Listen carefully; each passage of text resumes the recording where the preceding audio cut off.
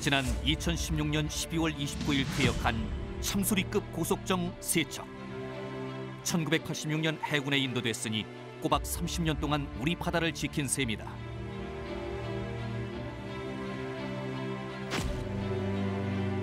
그런데 참수리급 고속정이 건조되기 시작한 것은 그보다 10년이 앞선 1976년이다. 함정 개발자의 입장에서 보자면 새로운 함정 건조는 10년에서 40년 후까지 우리 바다를 지킬 미래 전력을 구축하는 일이다. 모든 함정은 기획된다. 설계와 건조의 10년, 일반적인 함정 수명인 30년까지 고려해 무려 40년 앞을 내다봐야 하는 것이 바로 함정 기획이다.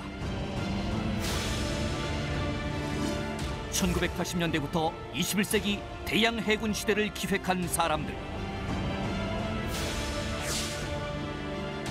우리 해군의 미래 전략과 함정 기획의 기틀을 마련한 전문가들과 함께 미래의 바다와 전쟁을 벌여온 전략가들의 이야기를 들어본다.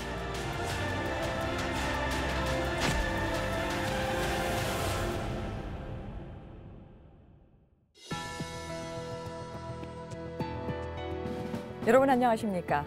첨단 국가의 조석 방위산업의 라미경입니다. 오늘부터는 해군 전략기획과 함정 건조에 대해서 알아보겠습니다. 함께 하실 세 분 소개합니다. 먼저 오랫동안 해군 전략기획 분야에서 근무하셨죠. 한광수 제독 모셨습니다. 안녕하십니까? 한광수입니다. 역시 오랜 기간 해군 전략기획 전문가로 근무하셨던 김현규 제독 나오셨습니다. 반갑습니다. 김현규입니다. 마지막으로 해군에서 다양한 함정 건조 사업에 참여하신 심희섭 제독 함께 하시겠습니다. 반갑습니다. 심희섭입니다. 우리 프로그램에서는 지난 한 40여 차례에 걸쳐서요. 수상함 건조사에 대해서 알아봤는데요. 오늘은 그 모든 함정의 건조 사업의 출발이라고 할 수 있는 해군 전략 기획에 대해서 알아보겠습니다. 우선 오늘부터 우리가 다룰 해군 전략 기획은 왜 중요한지, 국가안보와 방위산업에 어떤 함의를 갖고 있는지 오늘 나와주신 세 분의 패널을 이야기 듣고 본격적으로 시작하겠습니다. 먼저 한광수 제독께서 시작을 좀 해주시죠. 네, 잘 아시는 것처럼 우리나라는 반도 국가입니다. 그런데 북쪽이 북한으로 차단되어 있어서 대륙과 연결이 안 되기 때문에 많은 사람들이 섬나라라고 얘기를 합니다. 예. 저는 개인적으로 섬나라보다도 훨씬 불리한 여건이라고 생각합니다. 차라리 섬나라면 사면을 전체를 다 활용할 수 있을 텐데 북쪽이 북한한테 차단돼 있을 뿐만 아니라 군사적인 위협을 계속 받고 있기 때문에 섬나라보다도 훨씬 불리한 지정학적 여건을 갖고 있고 바다가 따라서 대륙과 연결이 차단돼 있기 때문에 한국의 발전, 대한민국의 발전과 직결되는 생명선이 곧 바다다. 그런데 그런 것이 이런 안보 상황이 언젠가 세월이 지나서 북한의 위협이 소멸돼서 대륙과 연결이 된다고 하더라도 바다는 계속해서 중요하게 남아있을 겁니다. 왜 그러냐 하면은 주변국인 일본과 중국과는 아직 해양 분쟁의 요인이 많이 남아있어요. 경계선 획정 문제도 있고 이어도 독도 이런 문제가 있기 때문에 바다의 중요성, 바다에 대한 문제는 여전히 주변국가하고 상존해 있을 수밖에 없다. 그리고 앞서 얘기한 것처럼 대한민국이 번영하고 발전하기 위해서는 반드시 바다를 통해야만 한다. 거의 99.8% 정도가 바다를 통해서 지금 이루어지고 있기 때문에 그만큼 바다는 굉장히 중요하고 해양을 통한 대한민국의 국가 이익은 점차 더 커지면서 바다의 중요성은 더더욱 증대될 걸로 예상이 되집니다. 따라서 대한민국 해군은 바다에서 발생할 수 있는 군사적 위협뿐만이 아니고 국가 이익을 보호할 수 있는 능력을 가져야 하고 그것이 곧 해군의 임무이고 사명입니다. 따라서 그렇게 하기 위해서는 해군의 군사력이라고 대표할 수 있는 함정을 통해서 함정을 전 국가 이익이 미치는 곳까지 보내서 그거를 보호해야 하기 때문에 전 5대양에서 활동할 수 있는 그런 수준, 그리고 닥쳐올 위협에 대응을 해서 생존하고 국가의 이익을 지킬 수 있는 그런 함정을 건조하려고 하면은, 함정이라고 하는 것은 한 번 만들어지면 적어도 20년, 최소한 20년, 많게는 3, 40년을 쓰는 거기 때문에 그것까지를 고려해서 함정을 기획해야 하기 때문에 굉장히 중요하다. 그런 측면에서 대단히 하여간 중요하다. 그렇게 말씀을 드릴 수가 있겠습니다. 지리적으로 삼면이 바다인 것도 좀 중요하지만은 정말 통일 이후에 뭐 대륙적인 관계 또 국제 정세 측면에 있어서도 지금 우리나라를 둘러싸고 있는 이 해양 안보 차원은 굉장히 중요하다는 얘기를 요약을 좀 할 수 있을 텐데요. 이번에는 김영규 제독은 어떻게 보십니까? 한광수 제독께서 지정학적인 측면, 우리나라의 발전, 여기에서 바다의 중요성을 말씀하셨죠. 보통 우리나라 국토하면 우선 육지, 그다음에 바다, 공중 아닙니까? 그러면 지금 현재 아까 우리 삼면이 바다고 하나 지금 북한 쪽이 지금 막혔는데 거기 휴전선 길이가 얼마? 155마일입니다. 그런데 우리 해안선 길이가 얼마? 900마일이에요. 그러면 이 150마일 대 55마일 대 900마일이 지켜야 될 면적은 너무 차이가 많이 나죠. 그러면 이 넓은 해양을 지키는 게 해군이에요. 해군이 지키려면 배가 있고 전력이 필요하니까 해군 전략기획은 우선 해군 전력을 창출하고 소요량을 판단하고, 당연히 그건 중요한 건 말할 수도 없죠. 우리 역사적으로 한번 내가 말씀드릴게요. 우리가 고구려 시대 살수대첩 고려에서 그 통일할 때 그 옛날 나주에 내놓은 때 수군들, 2조 시대 유화도 해군, 그 다음에 2조 때 세종실록 17권에 보면요, 우리나라가 해양국가예요. 거기 수군 척소입니다. 820여 척이나 됐어요. 그때 대마도 정벌을 했죠. 당장 우리가 옆에 임진왜란 때 이순신 제독이 왕에게 뭐라 하시면 신라배 12척의 배가 아직도 남아 있습니다. 그래서 임진왜란을 하고 구국했지 않습니까?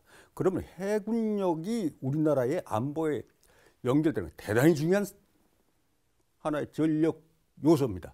그러면 그 전력을 앞으로 키워나가야 되고, 아까 우리 한재님께서 열강에 우리가 가운데 딱 들어와 있지 않습니까? 우리 지켜야죠.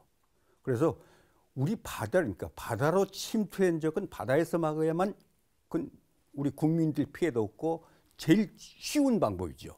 그래서 우리 해군 전력기획은 대단히 중요하다. 그 다음에 이 해군 전략기획이 방위산업에 미친 영향, 그러면 우리가 가령 소요력과 함정 건조하고 또 무기체계도 건조하게 되면 어떤 사람들은 혹시 방위사업비 말이야 그 엄청난 돈 한 객은 막 마이너스 된 걸로 생각한다 이거죠. 그러나 실제 따지고 보면 80% 정도는 전부 다시 국가로 환원되는 겁니다. 함정 건조 조선소 다 함정 건조비 다 들어가죠. 거기에 하는 우리 노동자들 다 들어가잖아. 또 세금 내잖아요. 자, 그러면은 사실 우리 방산업에 대한 그 방위비는 사실 다시 국가로 환원시키는 겁니다. 그래서 우리 방산 육성이 대단히 중요하다. 그래서 이런 점을 볼 때 해군 전략계획은 대단히 국가 안보 측면에서 대단히 중요하고, 또 국가 발전, 방위사업청, 우리 국민들 또 일자리 창출, 업체들 발전이 대단히 중요하다, 이렇게 볼 수가 있습니다. 예. 우리 이제 김영규 제독께서는 이제 고구려 때부터 시작해서 고려 조선에 이르기까지 역사적인 측면에 있어서도 굉장히 중요한 역할을 했었었고, 그다음에 방위 산업의 경제적인 측면에 있어서도 중요한 역할을 하고 있다라고 하는 측면으로 이제 말씀을 주셨는데요. 이번에는 심희섭 제독께서는 어떻게 보십니까? 예, 앞에 한광수 제독님이나 김영규 제독님 이미 국가 안보 측면, 또 방위산업의 그 발전, 또 방위산업에 미치는 영향까지도 상세히 말씀을 하셨기 때문에 뭐 구체적으로 그 말씀을 드릴 건 없고요. 국가 안보 측면에서 보면은 해군의 그 발전 방향을 설정을 한다라는 측면에서는 이 전략, 그러니까 기획이라는 그 업무가 가장 중요한 업무 중에 하나죠. 그게. 그래서 사실은 해군 전력의 큰 그림을 갖다가 제시하는 거거든요. 함정 건조 측면에서 보게 되면은. 그래서 이 전력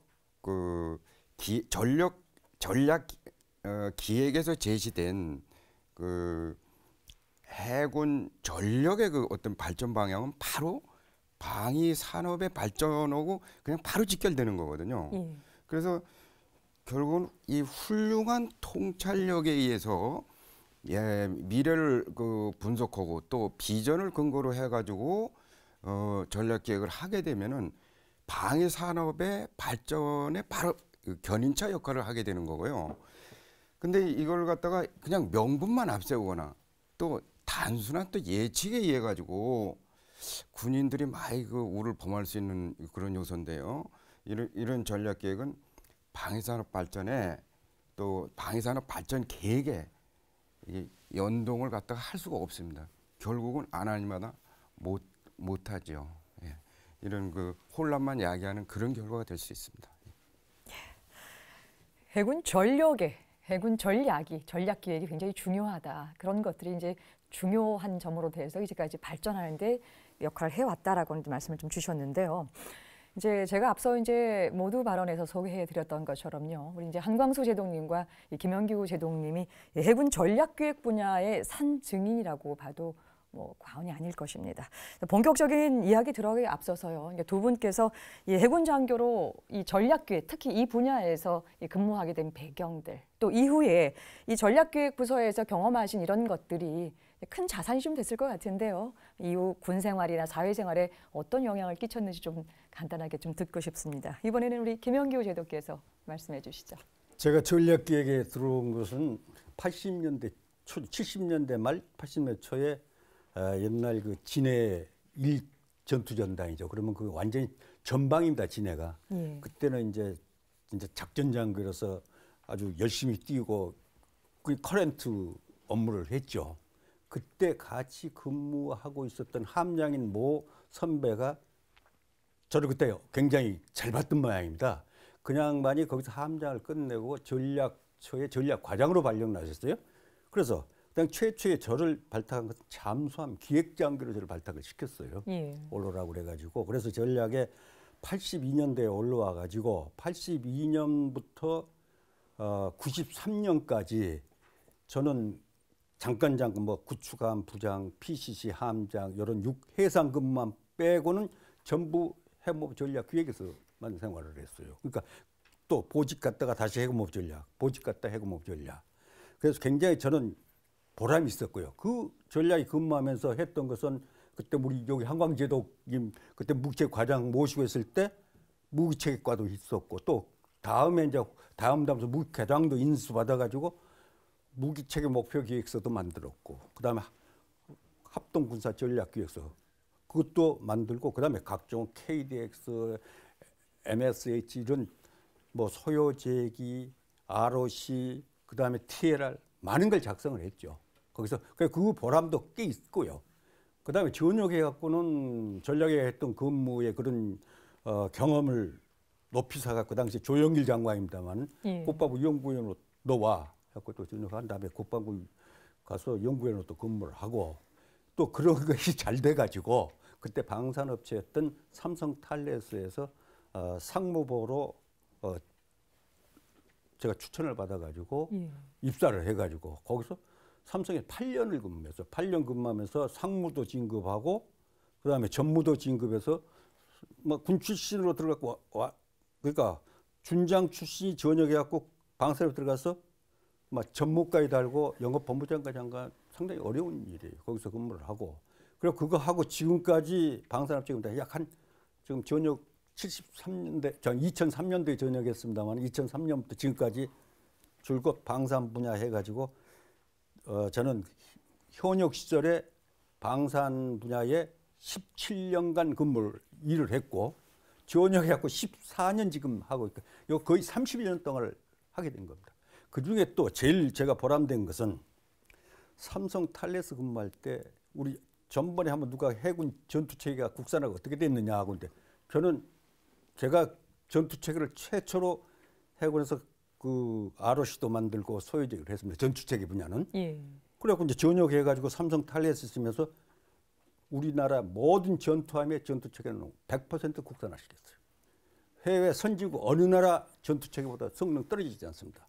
그런 참 그 보람도 갖게 되었습니다. 전략체계만 덕에. 예. 예. 결국 이제 이 해군에서의 전략기획부서에서 근무하셨던 것이 바탕이 돼서 또 전역 이후에도 방산업체에서 또 중요한 역할을 할 수 있었던 결정적인 계기로 봐도 괜찮겠습니까? 네, 그렇습니다. 예, 알겠습니다. 이번에 한광수 제독은 어떠셨습니까? 예, 전략 분야에는 1970년대 거의 말 근처에까지만 해도 인기가 별로 장교들한테 인기가 없는 때였어요. 그런데 그러다가 1970년대 말에 해군의 전력 증강 계획인 통해 계획이라고 하는 것이 만들어지면서 전력처가 조금 비중이 있는 곳 이렇게 인정을 받기 시작을 했어요. 그러니까 저 같은 경우는 소령 말기인 80년 초반에 그냥 인사 발령에 의해서 보직이 돼가지고 18개월 그 부서에 근무를 했어요. 그때는 전두환 정권이 출범하는 국보위 시절 그리고 이제 뭐 그런 초기인데 그렇게 하면서 거기 근무를 하면서 국보위 지시에 따라서 지난 시간인가 말씀드렸었는지 모르겠는데 소형 고속 중무정 하라는 국보위 지시에 대한 그 답을 해야 하는 그런 검토를 실무자로서 하기 시작을 합니다. 그렇게 해서 그런 거 등등 하면서 전략부서에 한 18개월 근무를 하고 이제 해군대학으로 그 공부하러 이제 떠났는데 그 18개월에 배운 것이 어떤 거를 배웠느냐면은 창의적인 사고로 문제를 인식하고 창의적인 사고로 해결하려고 하는 그런 걸 그 짧은 기간이지만 터득을 하게 됐어요. 예. 그래서 그것이 해군대학 가서 공부할 때 순전히 좋게 하여간 이게 작용을 해서 수석 졸업도 하고 그래서 해군대학에 이 교관도 하게 되고 또 필수 보직인 함장을 마치고 나니까 다시 전략소로 올라와 이제 이런 이제 작용을 하게 돼가지고 무기체육과장을 한 4년간 연달아서 하면서 저 김영규 제독을 이 수석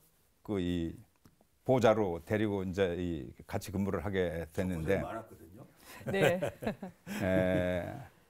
거기에서 이 전략에서 배운 것이 다른 곳에 보직을 받아서 제가 인사 쪽에 가서 근무를 할 때도 많은 영향을 줬어요. 제 근무 자세, 어떤 문제를 바라보는 시각, 그거를 해결하려고 하는 어떤 그 문제 해결 능력 그렇게 해가지고 인사참모부 쪽에 근무를 하면서 제가 자랑하고 싶은 것은 해군이 태동해가지고 제가 그 문제를 해결하기 전까지는 함정에 대한 근무수당이라는 게 있어요. 근무수당이 배만 타면 모든 사람이 출동을 하루 나가건 한 달을 나가건 수당이 똑같아요. 배 승조하고 있는 사람이 하루를 나가서 바다에 나가면은 옛날에는 출동을 나가면 두세 달 바다에 가족하고 떨어져서 바다에서 생활을 해야 되는데 그 사람하고 하루 출동 나가고 육상에 붙들어 매고 있는 사람하고 수당이 기본적으로 똑같은 거예요. 그러니까 대단히 불공평하다 해가지고 제가 다른 부서에 근무하면서도 도대체 이런 게 어디 있어? 이거 고쳐야 돼. 해가지고 제가 대령 때 그 부서에 그걸 담당하는 부서로 가서 여러 나라의 자료를 받아가지고 검토를 해서 그 수당 제도를 총장님한테 보고받고 이거는 해군 총장이 수당 제도를 바꿀 수 있는 게 아니에요. 총무처 경제기획원까지 다 해서 그래야 동의를 받아야 바꾸는. 그것을 한 2년 동안 투쟁을 해서 바꿨어요. 그래서 지금은 함정에 승조하는 사람 그리고 출동 나가면 하루에 얼마씩 가산금이라는 게 함께 붙어서 그런 수당 체계를 바꿨는데 그런 것들이 전략에서 제가 훈련 받으면서 갖춰진 그런 것으로 이렇게 일을 하게 됩니다. 그러다 보니까 비교적 사고 자체도 창의적인 사고도 가지고 있고 합리적으로 문제도 해결하고 또 적극성도 가지고 있어. 이렇게 해서 그 후에 전역하고 나니까 업체에서도 대기업에서 뭐 좀 도와달라고 해서 고문도 했고 또 경기개발연구원 같은 데서도 좀 도와달라고 해서 한 5년간 이렇게 해서 전역하고 나서 비교적 화려하다고 할까요? 하여간 멋있는 제2의 인생을 이렇게 구가하기도 했습니다. 그래서 저는 그것이 전략처에 근무하면서 제가 터득한 그 굉장히 큰 자산이라고 지금도 얘기하고 싶습니다. 예. 이제 두 분 모두 다 해군 전략기획부서에서 근무했다는 것이 굉장히 중요한 자산으로 이제 역할을 했다라는 말씀을 좀 주셨는데요. 우리 심재동님께서는 이제 이런 질문을 한번 이제 드려볼게요. 이제 오랫동안 이제 두 분이 전략기획했던 이 부분을 중심으로 해서 이제 다양한 함정 건조를 쭉 하셨거든요. 근데 이제 옆에서 바라본 입장에서 해군 이 전략기획 전문가들의 특징들 아니면 고충들 오늘 이제 마침 두 분 나오셨으니까 같이 지내면서 있었던 에피소드 중심으로 좀 말씀을 주시죠. 어느 부서든지 기획이라는 업무를 하는 사람들은 굉장히 그 스마트한 사람들이고 또 뭐냐면 적극성도 가져야 되고 이런 분들이거든요. 그 이제 전략기획 우리 전략기획 역시 무에서 유를 창조하는 그런 어려운 업무지 않습니까? 그리고 당장 성과도 확인이 안 됩니다. 그래 평가가 곤란하죠. 이렇게 되면은 개인 고가 면에서도 이익이 될 게 별로 없어요, 사실은. 그래서 그런 그 평가를 좋게 받을 그 보장도 안 되고요. 상대적으로 업무는 굉장히 과중하죠. 이게. 그래서 업무의 그 속성은 상세하게 한재동님이 말씀을 해주셨는데 크리에이티브 띵킹이라 그래가지고 적극적인 사고 또 창의적인 사고를 해야 되고요. 근데 리서치 업무하고 또 비슷합니다.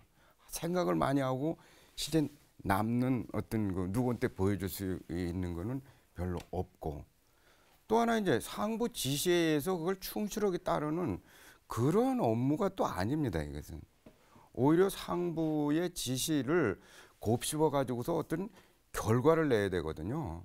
굉장히 어렵죠. 그리고 또 하나는 대체 업무가 불가합니다. 대체 자가 불가능하다는 거죠. 나만이 할 수 있는 거예요. 그 담당자의 고민에 의해 가지고서 많이 해결될 수 있는 그런 업무죠.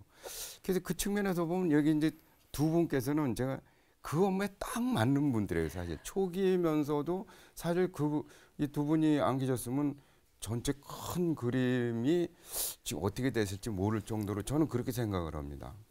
그래서 이게 또 체력적으로도 굉장히 강해야 됩니다. 업무가 과중하다 보니까 야근을 저녁에 근무한다는 건 당연하고요. 주말까지 초과 근무를 해죠. 그때는 또 반공일이라 그래서 토요일까지 근무를 하던 시절인데도 불구하고 주말에 근무했다는 거는 제대로 쉬지를 않는다는 그런 의미죠. 체력이 또 굉장히 중요합니다. 예.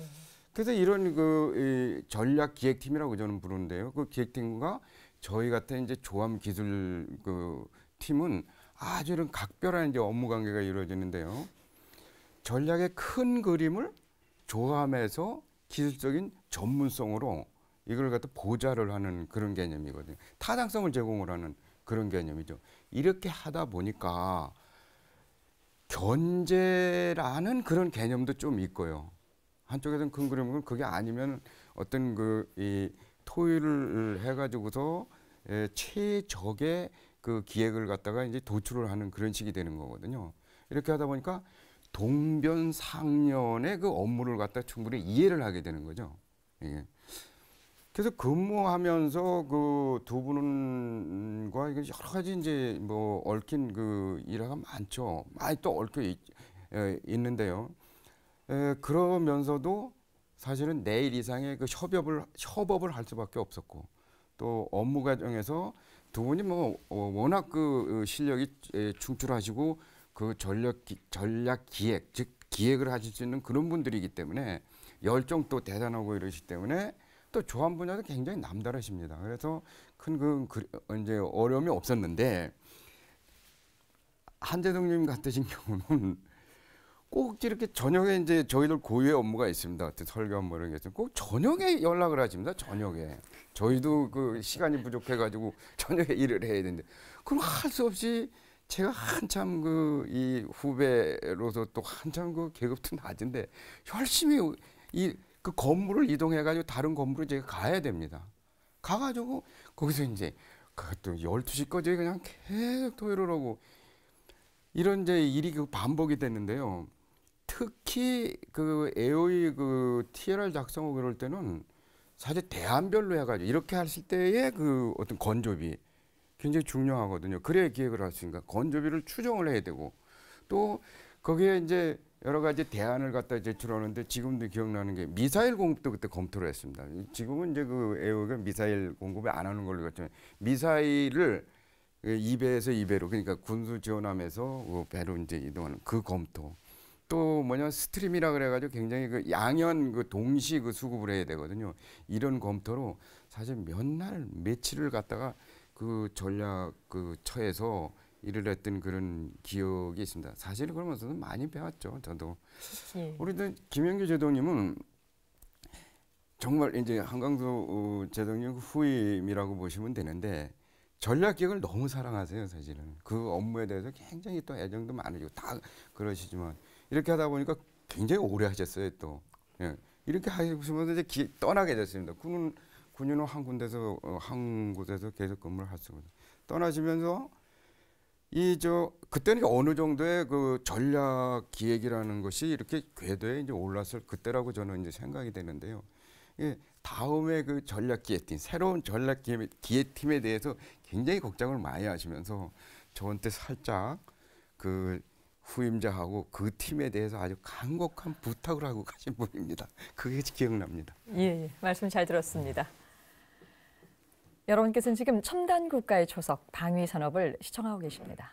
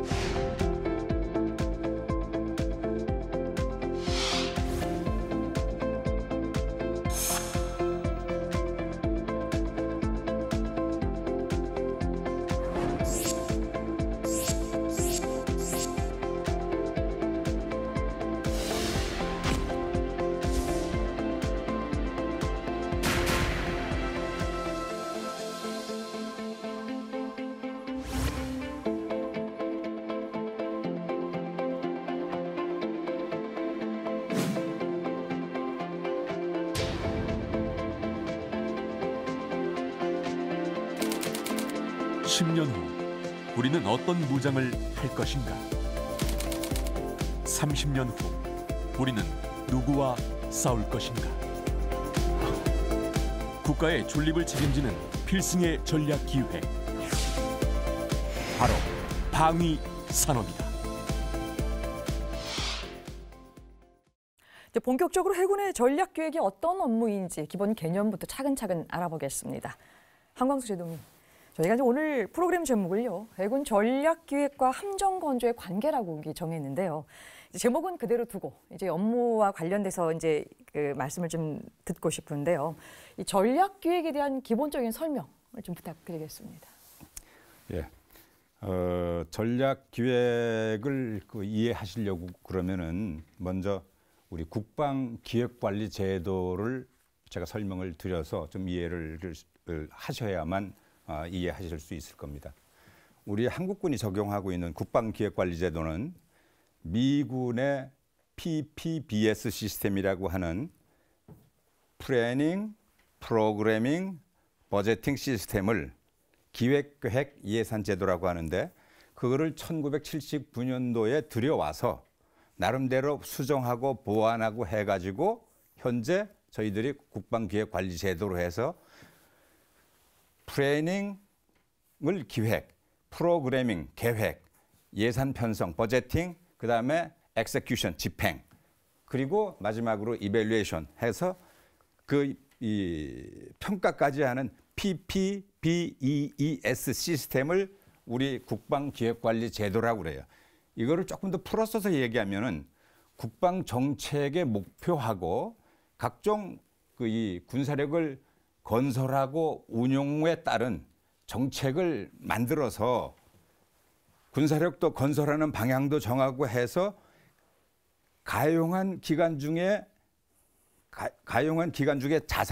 자원을 어떻게 배분해서 효율적으로 그걸 쓰느냐 하는 그런 일종의 그 체계입니다. 거기에서 맨 처음에 나오는 기획이라고 하는 플래닝이라고 하는 것은 무엇을 의미하느냐 하면 예상되지는 위협을 분석해서 무엇을 해야 할까, 무엇을 해야 하는가, 그 무엇을 해야 하는데 그걸 어떤 수단으로 그것을 하는 것이 가장 합리적이고 좋은가, 그러니까 군사력 소요까지 이렇게 봐서 그거를 가용한 자원을 들여서 어느 시기에 얼마만큼 어떤 순서대로 갖는 것이 좋은가 하는 어떤 정책 방향을 수립하는 게 기획이에요. 그래서 기획은 기본적으로 좀 장기적인 개념입니다. 우리가 사업을 시작하거나 뭐 할 때 항상 구상하는 첫 단계 그렇게 볼 수가 있는데 아까 심재덕이 잠깐 설명을 했습니다마는 기획하는 사람들이라고 해서 그냥 머리로 브레인스톰으로 이렇게 하는 것이 아니고 관련되어 있는 기술 자료나 그게 가능성 등등 그 피저빌리티 스터디로 저 양반들의 도움을 받아서 다 이렇게 봐서 그래서 계속 하는 거기 때문에 뜬구름 잡는 것 같으면서도 나중에 그걸 현실화시켜 가는 과정에서 무리가 없이 하기 위해서 그 기획 과정이 필요한 겁니다. 군사 전략 기획도 마찬가지. 장기적인 관점에서 미래 예상되지는 위협은 어떻고 전장 환경은 어떻고 그래서 어떠한 그 위협과 어떻게 싸워서 승리하고 그거 해야 하니까 이 소요되지는 군사력은 어떻게 만들어지는 것이 가장 좋겠는가 이런 거를 하는 일련의 과정이죠. 그래서 그것이 함정과의 이제 관계는 어떻게 되지냐면 전략 요즘 이제 이 방사청에서 하고 있는 업무 중에서 소요기획이라는 표현을 써가지고 이제 그걸 하고 있는데 거기에는 군사력과 부대 기획서, 부대까지 군사력만 달랑 안에 배 만들면 되는 것이 아니고 배도 타면은 부대가 그 안에 같이 타는 거기 때문에 그런 것까지를 같이 망라해서 다 검토하는 거죠.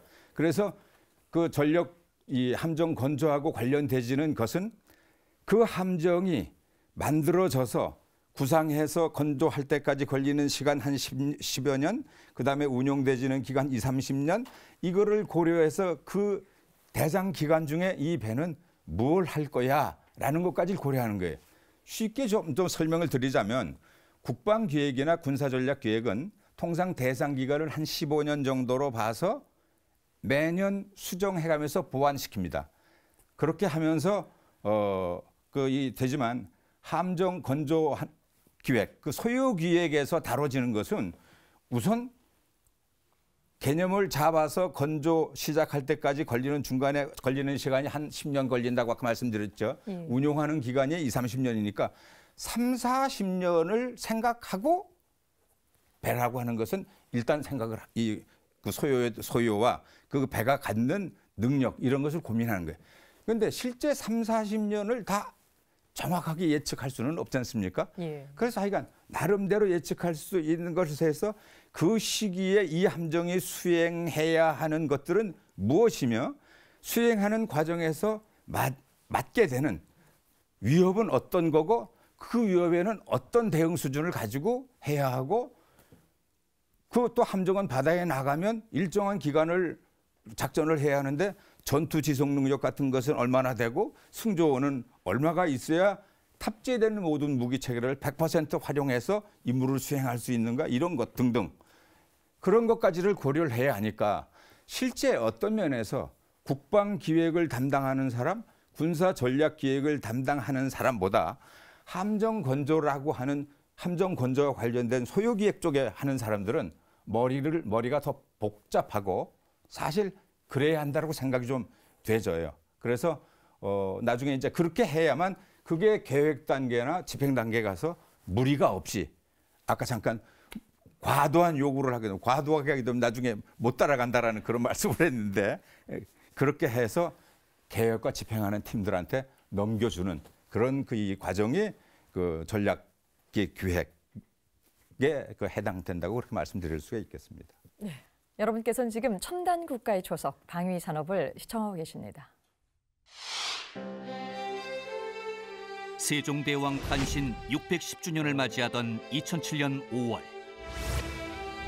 이 위대한 성군의 이름을 딴 구축함이 진수된다.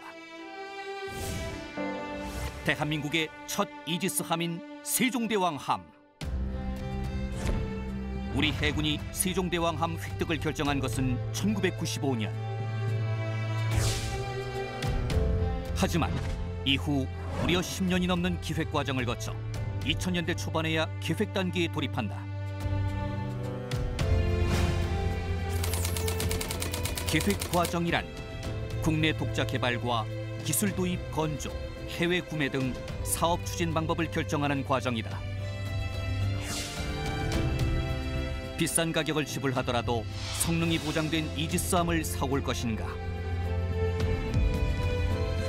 한 번도 만들어보지 않았기에 성능을 보장할 수 없지만 우리 손으로 직접 이지스함을 건조할 것인가? 그 치열한 검토와 고민 역시 해군 전략기획부서의 몫이다. 결국 한국의 첫 이지스함은 해외 구입이나 기술 도입이 아닌 국내 설계와 건조로 결정됐다. 이 결정이 미치는 영향은 첫 이지스함의 획득 방법에만 한정되는 것이 아니다.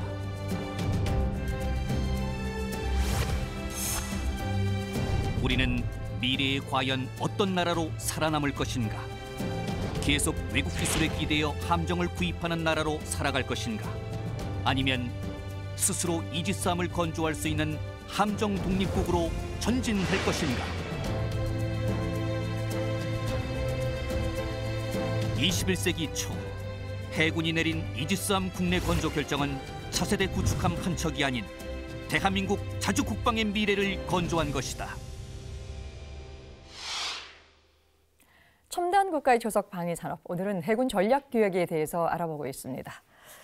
이제 해군에서 이제 신규 전력의 이제 소요가 발생하는 경우가 몇 가지가 지금 있는데요. 가장 대표적인 것이 이제 기존의 함정이 노후화돼서 이제 교체되는 사례가 한 번 있을 테고요. 또 하나는 이 전장 환경 변화로 인해서 새로운 어떤 위협적인 요소가 다가오게 되면서 어떤 신형 함정을 좀 가져야 된다라고 이런 어떤 필요에 의해서도 나올 텐데요.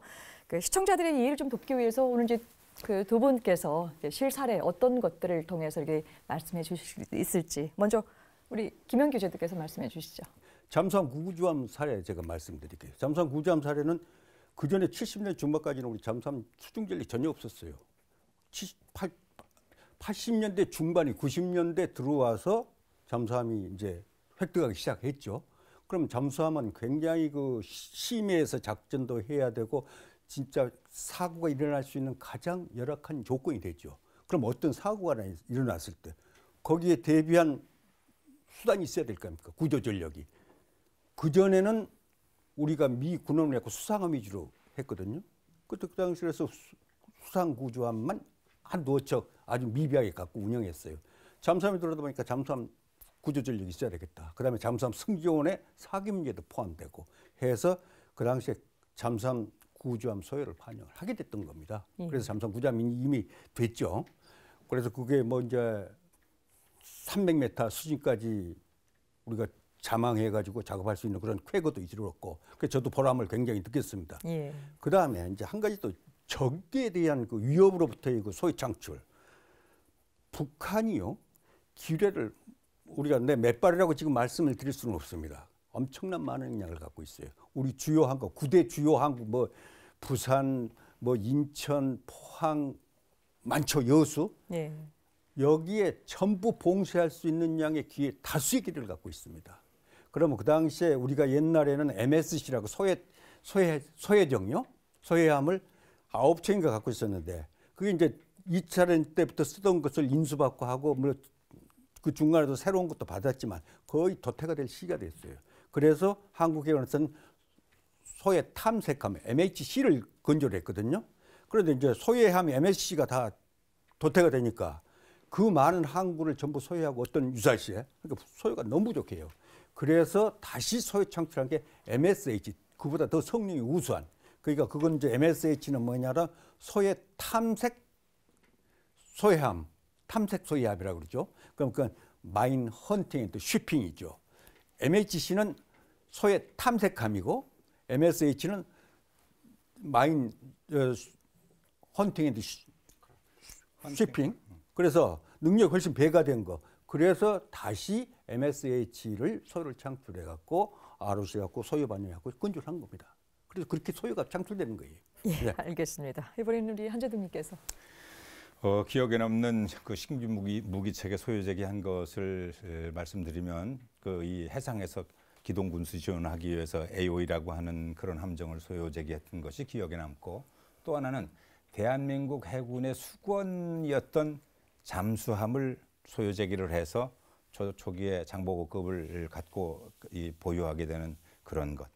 그 다음에 하는 무기 체계 중에서는 우리 고속적이나 지원함에서 쓸 수 있는 이 무기 체계를 우리 국가연을 통해서 개발을 시킨 게 있습니다. 그 왜 그러냐면 김용규 제독도 그때 같이 이제 있어서 같이 제기를 해서 했는데, 야간에 간첩선들이 많이 해상에 침투했을 때인데 고속정들이 나가서 간첩선하고 교전을 하다 보면 간첩선하고 교전을 해야 하는데 야간에 그 블라인드 트래킹이라고 그래가지고 자동 추적 장치가 없으니까 어떤 경우에 간첩선도 빠르고 우리 고속정도 빠르니까 저 빨리 가는 게 간첩선 아니야 하고서 그냥 고속정에다 대고 사격을 하는 그런 사례가 있을 수가 있어서 그걸 방지하기 위해서 자동으로 표적을 추적해서 포를 사격하게 할 수 있는 아주 고가의 장비는 아니고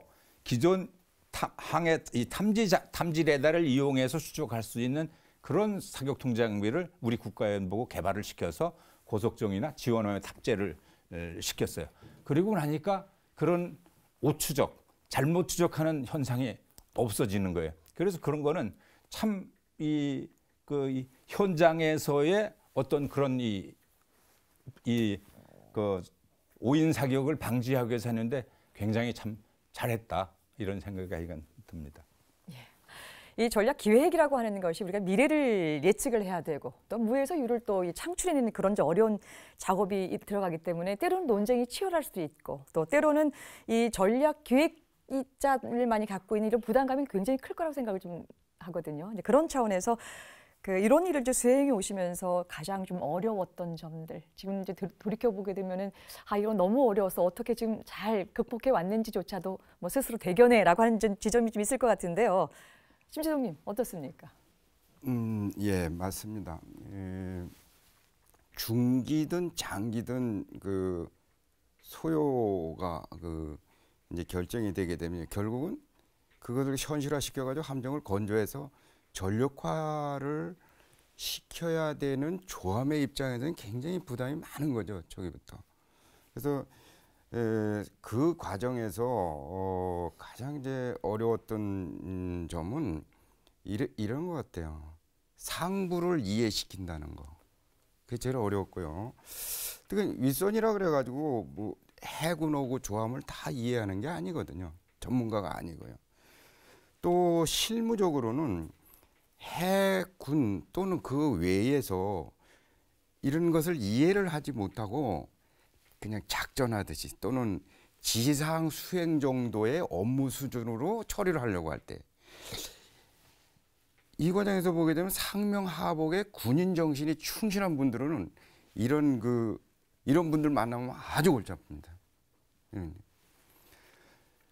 그래서 이제 군대에 이렇게 되면은 전략 기획자라고 할까 이런 분들하고 이제 의견이 이제 일치가 되지가 않거든요. 그러니까 이런 과정이 굉장히 어렵습니다. 실무적으로 저희들이 일을 할 땐 그랬던 것 같습니다.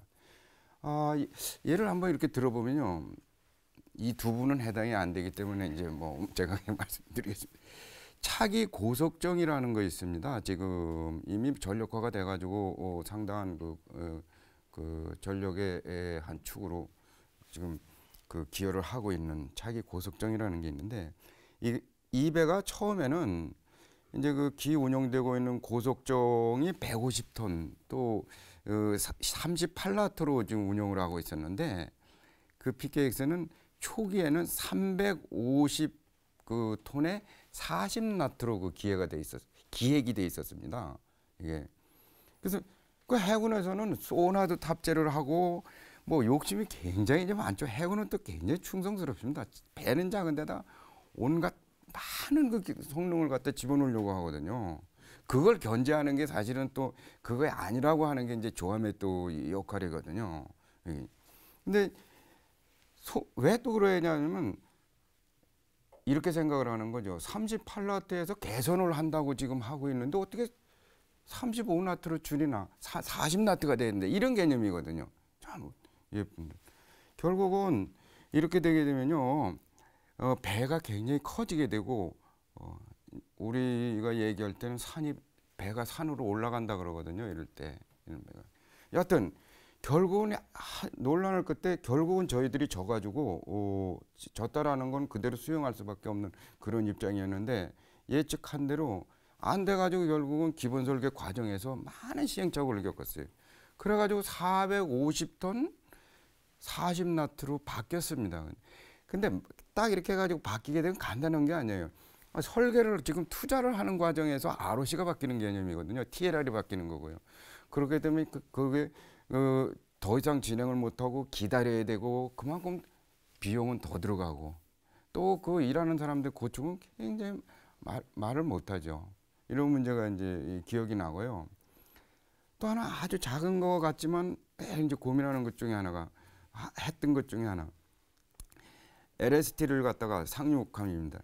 그걸 초기에는 속력에 대한 문제입니다. 20나트로 그 기획을 했거든요. 그런데 LST라는 그 선형은 박스로 되어 있는 바지형 선형입니다.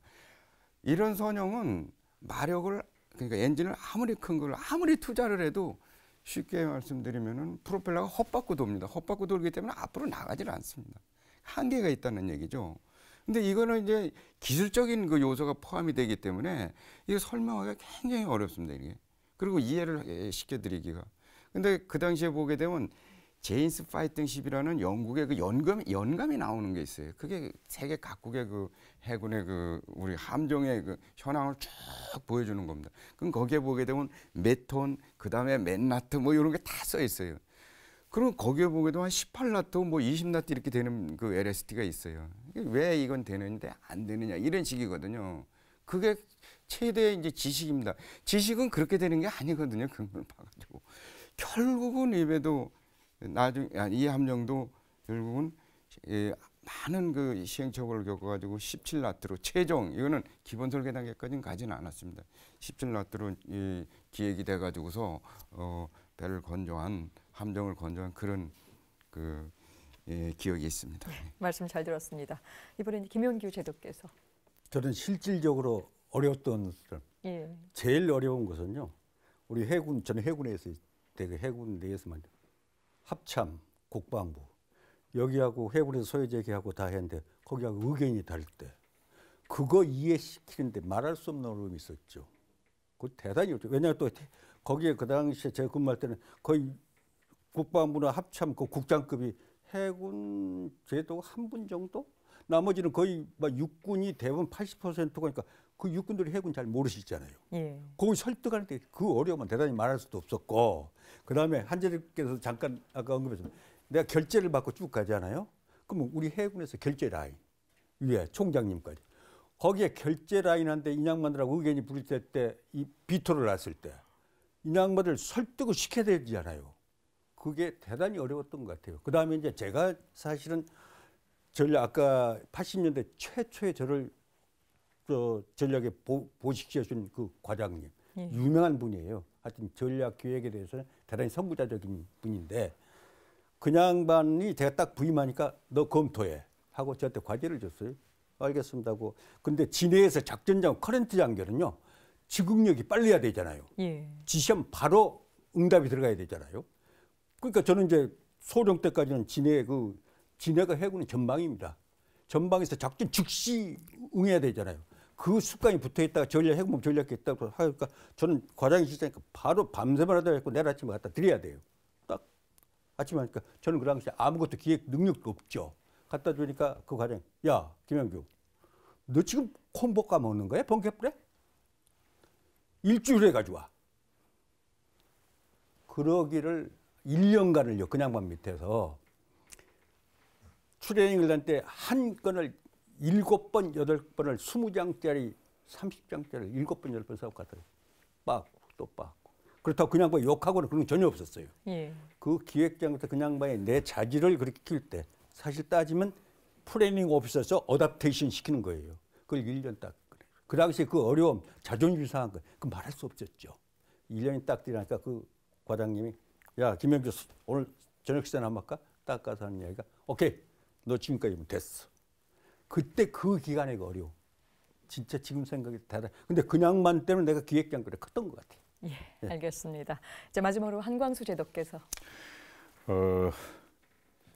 첫째 이 새로운 무기 체계를 채택하고 싶을 때 기득권 세력이 저항한다고 그럴까요? 그리고 이 무기 체계는 잘 아시는 것처럼 비교적 고가이기 때문에 이것을 유혹하는 사람들이 많습니다. 어느 무기가 되느냐에 따라서 그 업체 또는 무슨 오파상 같은 데서 이해관계가 따르니까 이런 쪽에 근무하는 사람한테 접근해서 유혹이 많죠. 그런 것. 기존 어떤 기득권층의 저항이라고 할 수 있는 것이 제가 이 고속정 앞에 달려 있는 주포가 30mm 포를 미제 30mm 포를 갖고 있었어요. 그런데 이게 최전방에서 적하고 싸워야 하는 최전방에 있는 고속정들인데 그거는 터무니없이 능력이 떨어져요. 그래서 40mm로 교체를 하는데 40mm로 교체해 가는 과정에서 그 미국 회사는 30mm를 절반 가격으로 다운해서 줄 테니까 그쪽으로 가라고 그러고 하여간 그렇게 하는 했을 때 왜 제가 40mm로 그렇게 밀어붙여라고 생각을 해서 또 어떤 쪽에서는 혹시 제 쥐약 먹은 거 아니야? 그렇게 생각하는 사람이 있어서 부정한 어떤 거래가 없는가 하고 의심이 이렇게 받는 것 같은 이 분위기가 돌아갈 때 그리고 또 40mm가 2차 대전 때부터 쓰던 구형 40mm를 가지고 있었는데 좋은 포신도 많이 가지고 있고 탄도 실제 많이 가지고 있어요. 근데 그거는 완전히 이 매뉴얼로 장전하고 하는 그런 포입니다. 아주 고장도 안 나고 좋은 포인데 그거를 그 피딩 시스템이라고 해서 반자동으로 해서 탄약을 제공하면 그걸 다시 개량을 시키는 그런 이제 이 사업을 벌리니까 기존 있는 사람들이 팔아먹을 걸 못 팔아먹고 예를 들어서 이제 그런 현상이 생기지 않습니까?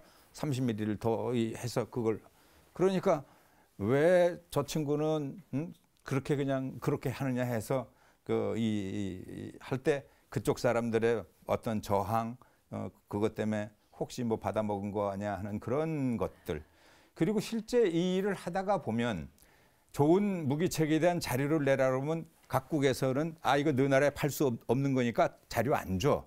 이런 것도 있고 이거 한번 팔면 대박이 나니까 어떤 때 자료를 내라고 이렇게 보면 데이터가 틀려진 게 있어요. 그런 거를 발견을 이 무기체계를 전력하는 사람들 그것까지도 봐야 합니다.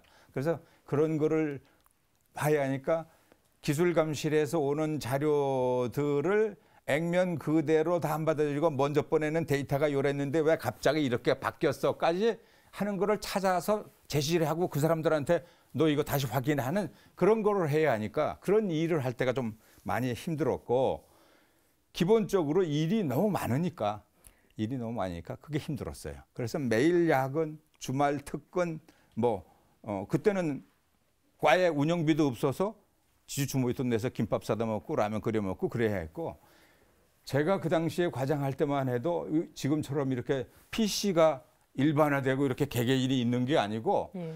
타자수 한 사람이 있어서 저희들 과를 했는데, 그렇잖아도 일이 많은데 그 타자수 아가씨는 맨날 야근이에요. 그럼 또 택시로 해서 그 아가씨 집까지도 데려다 줘야 돼요. 그런 것들이 참 힘들었던 시절이었다. 이렇게 생각이 되집니다. 예, 세 분 말씀 고맙습니다. 미래와의 전쟁, 해군 전략기획과 함정 건조에 관련된 미처 못다한 이야기, 다음 이 시간에 계속해서 이어가겠습니다. 시청해 주셔서 고맙습니다. 안녕히 계십시오.